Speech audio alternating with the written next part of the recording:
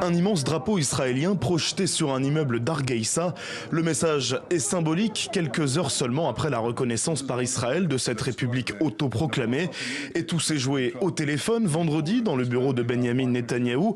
En visioconférence, le Premier ministre israélien annonce au président Abdoulaye reconnaître officiellement son territoire comme un État souverain. C'est un plaisir de vous parler. Avant toute chose, je veux que vous sachiez qu'en ce moment même, pendant que nous parlons, je signe la reconnaissance officielle par Israël du Somaliland et de son droit à l'autodétermination.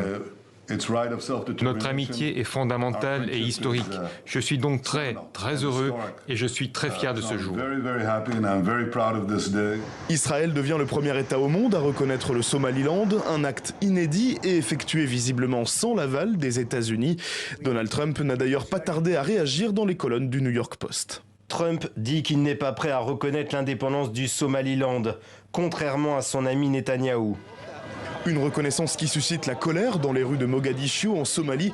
Les habitants y voient une attaque directe contre la souveraineté de leur pays. La reconnaissance du Somaliland est une grande blessure pour nous. Nous ne l'acceptons pas et ne l'accepterons pas. La Somalie n'appartient qu'à elle-même. Il n'existe pas de Somaliland. Cela signifie que le conflit au Moyen-Orient est désormais importé en Somalie et dans la Corne de l'Afrique.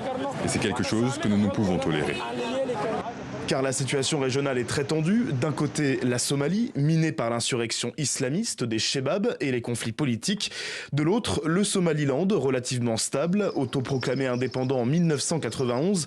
Il dispose de sa propre monnaie, d'une armée et organise ses propres élections présidentielles. Il possède surtout un accès direct à la mer Rouge, zone très stratégique. De quoi motiver le choix de reconnaissance d'Israël, selon cette spécialiste. Israël a besoin de nouveaux alliés dans le monde et le Somaliland a tout pour en faire partie. L'enjeu est surtout sécuritaire dans cette zone très hostile, notamment au niveau du détroit de Bab el-Mandeb et au Yémen. Les récentes frappes des Houthis sur Israël font que cette zone est désormais devenue prioritaire pour le pays. De nombreux pays de la région ont condamné cette reconnaissance. Turquie, Égypte, Djibouti, tous dénoncent une ingérence de la part d'Israël.